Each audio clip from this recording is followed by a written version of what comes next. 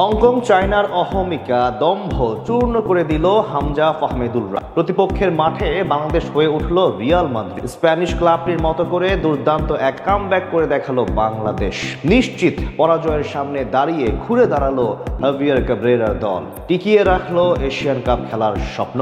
Hong Kong চায়নার মাঠে যেন ফিরে আসলো রিয়াল মাদ্রিদ। রিয়াল মাদ্রিদের মতো করে বাংলাদেশের কামব্যাকের বাকিটা জানবো রিপোর্টে।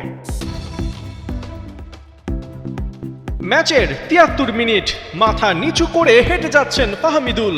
যে মিসটা কিছুক্ষণ আগে করেছেন নিশ্চয়ই তার জন্য আক্ষেপে পড়ছেন।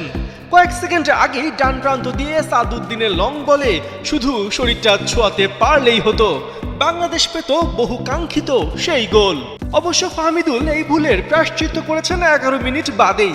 তার ক্রস থেকেই রাকিব আদায় করেন গোল। পেরিমিটার বোর্ডের ওপর রোনালদোর মতো এই জুটির সেলিব্রেশনের ছবিটা তাই বাংলাদেশের জন্য অনেক কিছু। হংকং চায়নার সাথে এক গোলের ড্রতে ১ পয়েন্ট মিললেও এই ম্যাচে অনেক কিছুই পাবার কথা ছিল বাংলাদেশের। ফার্স্ট হাফ তো পুরোটাই রাজত্ব করেছে স্বাগতিকরা। ম্যাচের আগে বিশাল টিফোতে ড্রাগন আর টাইগারের মহারণের ঘোষণা দেন খোদ দর্শকরা। অবশ্য ২২ মিনিটে ঘটতে পারত ঢাকার পুনরাবৃত্তি। ডি বক্সের বাইরে থেকে ফ্রি কিক পেয়ে যায় বাংলাদেশ, কিন্তু এবার আর হামজা গোল করতে পারেননি। তার নেওয়া শট হিউম্যান শিল্ডে লেগে ফেরত আসে। সবচেয়ে বড় অঘটনটা ঘটান তারিক কাজী। ৩৪ মিনিটে ডি বক্সের ভেতর ফার্নান্দো পেদ্রেইরার সাথে 1-1-এ জড়ান এই ডিফেন্ডার, কিন্তু ব্যাড লাক, মাঠে হোঁচট খেয়ে পড়লে বলের নিয়ন্ত্রণ চলে যায় ফার্নান্দোর কাছে। সেটা ক্লিয়ার করতে গিয়েই ডি বক্সের ভেতর করে বসেন ফাউল। ফলাফল পেনাল্টি।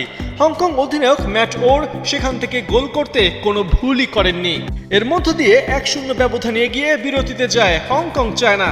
ব্রেক থেকে ফেরার পর ৬৪ মিনিটে জামাল ফাহমিদুলকে মাঠে নামান বাংলাদেশ কোচ হাভিয়ার ক্যাব্রেরা। ফাহমিদুলও করতে থাকেন একের পর এক চান্স ক্রিয়েট। শেষমেশ লাকও ফেভার করে বাংলাদেশকে। ৭৬ মিনিটে সমিতকে মারাত্মকভাবে ট্যাকেল করে লাল কার্ড পান হংকং ডিফেন্ডার অলিভার গার্বিগ। হংকং পরিণত হয় ১০ জনের দলে।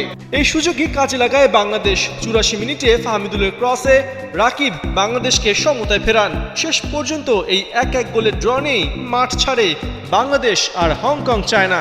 এএফসি এশিয়ান কাপ বাছে বাংলাদেশের পরের অ্যাসাইনমেন্ট নভেম্বরে, যেখানে ঘরের মাঠে হামজা, সমিত, ফাহমিদুলরা মুখোমুখি হবে ভারতের।